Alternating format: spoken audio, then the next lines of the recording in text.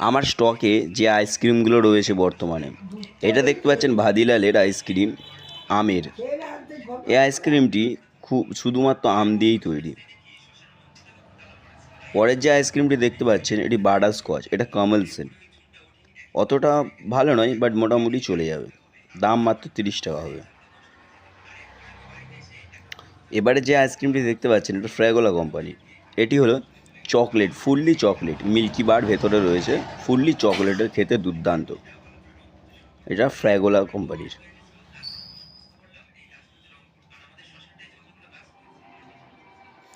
এটাও ফ্র্যাগোলা কোম্পানিরই আইসক্রিম। এটা অ্যাকচুয়ালি কেশরের কুলফি। তো এটাও মোটামুটি ভালো খেতে, খারাপ খেতে নয়, চলে যাবে।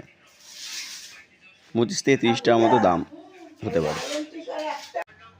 এবারে যে আইসক্রিমটি দেখতে পাচ্ছেন এটা পিস্তা কুলফি, ফ্র্যাগোলা কোম্পানির জিনিস।